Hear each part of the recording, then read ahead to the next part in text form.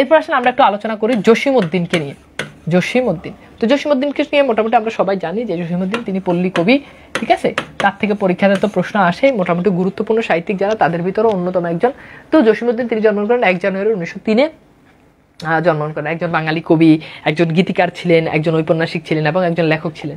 তিনি পল্লী কবিতে ভূষিত হন এবং আবহমান বাংলার যে সংস্কৃতি, পল্লীর যে অবস্থা, পল্লীর যে পরিবেশ পরিস্থিতি, মানুষের পল্লী গ্রামের যে ইতিহাস ঐতিহ্য, এইসব বিষয় নিয়ে হ্যাঁ তিনি লিখতেন। অসাধারণ তার লেখার ধরন ছিল। আপনি নকশিকাঁথার মাঠ পড়লেই দেখবেন যে সেখানে সাজু, হ্যাঁ তাদের যে প্রেমের কাহিনী, একদম গ্রামের বিয়ে কিভাবে হয়, হ্যাঁ প্রেম কিভাবে হয় দুই পক্ষের ভিতরে, ঘটক চরিত্র সেখানে পাওয়া যায়, অসাধারণভাবে তিনি লিখেছেন। তো যাই হোক 1 জানুয়ারি 1903 তিনি জন্মগ্রহণ করেন। তো তার ছদ্মনাম হচ্ছে তুজম্বর আলী। পরীক্ষাতে এই জিনিসটা প্রশ্ন আসে যে তুজম্বর আলী, ঠিক আছে। এই তুজম্বর আলী এটা হচ্ছে জসীমউদ্দিনের ছদ্মনাম। তুজম্বর আলী এটি জসীমউদ্দিনের ছদ্মনাম। জন্মগ্রহণ করেন কোথায়? তিনি হচ্ছে ফরিদপুরে জন্মগ্রহণ করেন এবং সেখানে তিনি প্রবেশিকা পরীক্ষায় দেন।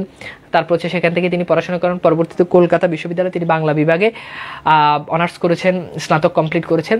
তো এই সব হলো মূলত তার কলকাতা বিশ্ববিদ্যালয়ে সেখানে যাওয়ার পরে তারপর হচ্ছে কলকাতা বিশ্ববিদ্যালয়ের ডক্টর দীনেশচন্দ্র সেনের অধীনে তিনি গবেষণা করেছেন। যাই হোক এগুলো হচ্ছে গুরুত্বপূর্ণ বিষয়। আমরা একটু আসি জসীমউদ্দিনের রচিত যে কাব্যগ্রন্থ যেগুলো ছিল, সে বিখ্যাত কিছু কাব্যগ্রন্থের নাম আমরা একটু মনে রাখি। কাব্যগ্রন্থ, জসীমউদ্দিন রচিত বিখ্যাত কিছু কাব্যগ্রন্থ। জসীমউদ্দিন রচিত বিখ্যাত কাব্যগ্রন্থের ভিতরে অন্যতম বিখ্যাত ছিল রাখালি।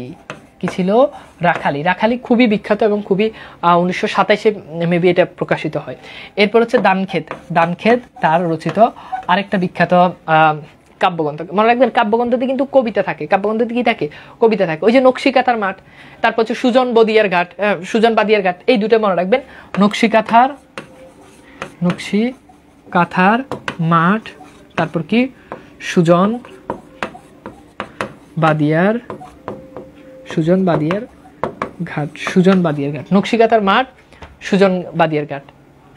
এরপর লিখেছেন আরেকটা নাম ছিল সখিনা। সখিনা থেকে একবার প্রাইমারিতে প্রশ্ন এসেছে, সখিনা এটা কার কাব্যগ্রন্থ, ঠিক আছে এটা। তো এগুলো একটু মনে রাখবেন। আরেকটা বিখ্যাত, অতি বিখ্যাত, 3 স্টার দিয়ে এটা মনে রাখবেন, সেটা হচ্ছে বালুচর। ঠিক আছে।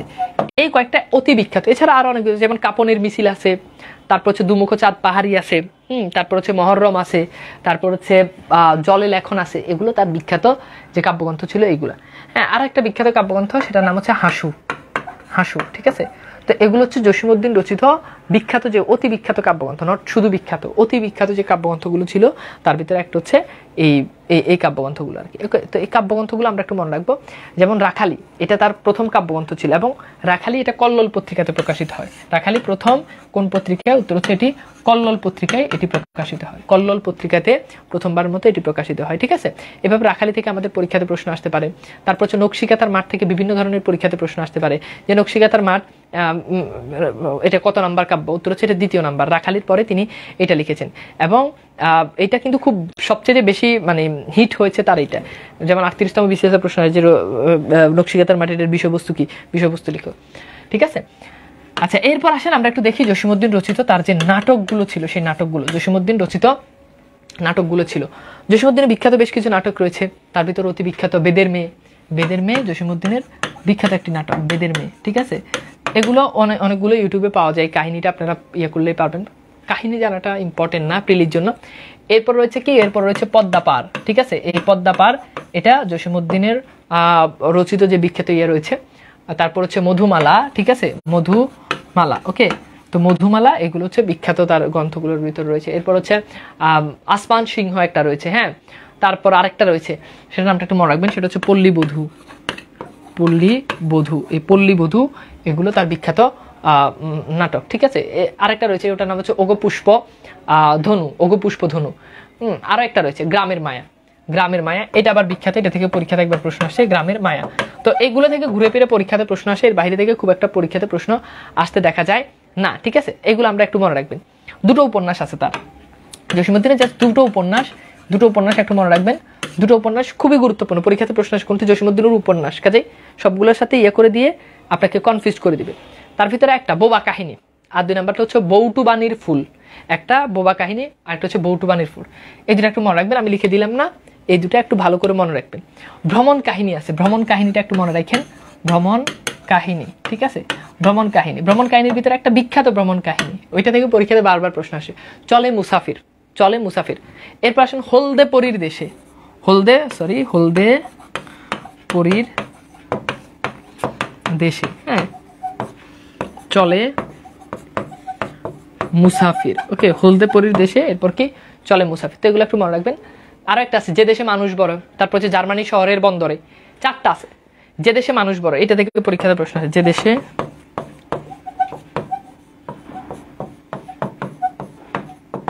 ঠিক আছে, যে দেশে মানুষ বড়, এগুলো একটু মনে রাখবেন।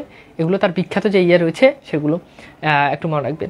বিখ্যাত বেশ কিছু ছোট ছোট কিছু কবিতা রয়েছে, যেমন কবর কবিতা, হ্যাঁ, কবর, ওইখানে তো দাদির কবর, এটা মনে রাখবেন। এটা কোন কাব্যগ্রন্থের সেটা মনে রাখবেন, সেটা হচ্ছে রাখালি, রাখালি কাব্যগ্রন্থ থেকে। রাখালি কাব্যগ্রন্থের কবিতা কি? উত্তর হচ্ছে কবর কবিতা। এছাড়া বঙ্গবন্ধু নামে তিনি একটা কবিতা লিখেছেন, এটা পরীক্ষার জন্য ইম্পর্টেন্ট, যেখানে বঙ্গবন্ধু দেখবেন এটাই পরীক্ষার জন্য ইম্পর্টেন্ট, ঠিক আছে। বালুচর কাব্যগ্রন্থের একটা ইয়ের নাম ছিল মুসাফির, মুসাফির, ঠিক আছে।